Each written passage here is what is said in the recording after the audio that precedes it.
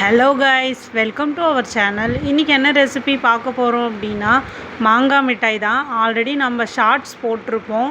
அதை விட இதில் வந்து ஸ்டெப் பை ஸ்டெப்பாக கிளியராக நம்ம எப்படின்றத செஞ்சு உங்களுக்கு நான் காட்டுறேன். வாங்க பார்த்துடலாம். இதே மாதிரி நம்ம செஞ்சு வச்சுக்கிட்டோன்னா நம்ம எப்போ வேணாலும் மாங்காய் சீசன் இல்லாத டைமில் என்ஜாய் பண்ணலாம். இப்போ நான் வந்து கிளிமூக்கு மாங்காய், ஒட்டு மாங்காய், அந்த மாங்காய் தான் நான் வந்து எடுத்திருக்கேன். அது வந்து இதே மாதிரி தோல் ரிமூவ் பண்ணிவிட்டு இந்த மாதிரி நீளமாக நான் கட் பண்ணிக்கிறேன். குட்டி மாங்காவாக இருந்துச்சுன்னா நீங்கள் ரெண்டாக கட் பண்ண வேணாம், அப்படியே முழுசாகவே நீட்டு வாக்கில் கட் பண்ணிக்கலாம்.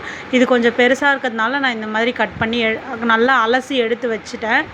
இப்போது தண்ணி ஊற்றி தண்ணி நல்லா சூடு ஏறட்டும். கொதிக்கிற ஸ்டேஜ் வரும் இல்லையா, அப்போது வந்து நம்ம அந்த மாங்காயை வந்து போட்டுக்கலாம்.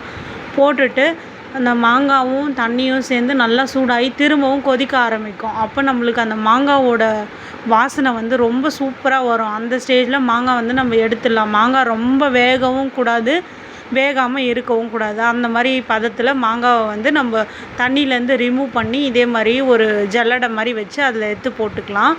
இப்போ நான் வந்து 1 கப் சர்க்கரை எடுத்திருக்கேன். பெரிய மாங்கான்றதுனால 3 மாங்காய்க்கு 1 கப் சர்க்கரை நான் வந்து எடுத்திருக்கேன். ஒரு அரை டீஸ்பூனில் உப்பு எடுத்திருக்கேன். சால்ட்டு போட்டு இதே மாதிரி நல்லா குலுக்கி விட்டுக்கோங்க. முக்கியமாக சர்க்கரை ஆட் பண்ணும்போது மாங்காய் வந்து சூடாக இருக்கணும். அந்த தண்ணியிலேருந்து எடுத்த உடனே சேர்த்துருங்க. இப்போ நான் இதை வந்து நைட்டு செய்கிறேன். அப்படியே மூடி வச்சுட்டு தண்ணியை வந்து தனியாக ரிமூவ் பண்ணி வடிகட்டி எடுத்து வச்சுட்டேன். மாங்காய் எல்லாம் தண்ணியிலேருந்து ஒன்று ஒன்றா இதே மாதிரி தட்டில் ஒன்று ஒன்றா அடுக்கி எடுத்து வச்சுருக்கேன். இந்த மாங்காவை வெயிலில் நல்லா காய வச்சு எடுத்துக்கலாம். இதே மாதிரி நல்ல சன்லைட் வரும்போது எடுத்துகிட்டு போய் வைங்க. வெயில் இல்லாத டைமில் இதை செஞ்சிங்கன்னா உங்களுக்கு சொதப்பலாக தான் வரும்.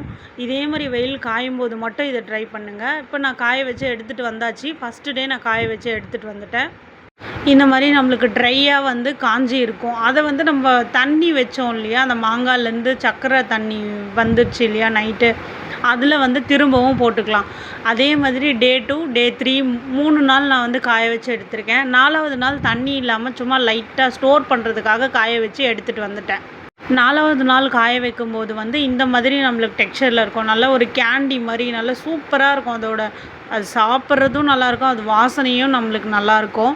இதை வந்து மேலே சர்க்கரையை நல்லா அரைச்சிட்டு இதே மாதிரி டஸ்ட் பண்ணி விட்டுக்கோங்க. ஒரு வடிகட்டியில் போட்டு அதை இந்த மாதிரி தட்டிக்கோங்க மேலே.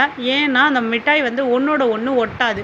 இதை வந்து ஒரு ஏர்டைட் கண்டெய்னரில் நம்ம ஸ்டோர் பண்ணி வச்சுக்கலாம். நான் வந்து ஒரு கண்டெய்னர், பிளாஸ்டிக் கண்டெய்னர் எடுத்திருக்கேன். நீங்கள் வந்து கிளாஸ் ஜாரு அந்த மாதிரி எதில் வேணாலும் நீங்கள் போட்டு இதே மாதிரி எடுத்து வச்சுக்கலாம். இந்த மாங்காய் மிட்டாய் மாங்காய் சீசன் இல்லாத டைமில் ரொம்ப நம்மளுக்கு மாங்காய் சாப்பிட்ணும் அப்படின்ற கிரேவிங்ஸ் வந்துச்சுன்னா இதை எடுத்து என்ஜாய் பண்ணலாம். கிட்ஸுக்கெலாம் ரொம்ப பிடிக்கும். நம்ம சேனல் பிடிச்சிருந்துச்சு அப்படின்னா லைக் பண்ணி சப்ஸ்கிரைப் பண்ணிக்கோங்க. மாங்காய் மிட்டாய் மாதிரி வேறு என்னென்ன வீடியோ வேணும் அப்படின்றதையும் கமெண்ட் பண்ணுங்கள். இதே மாதிரி நீங்களும் வீட்டில் செஞ்சு என்ஜாய் பண்ணுங்கள். தேங்க்யூ.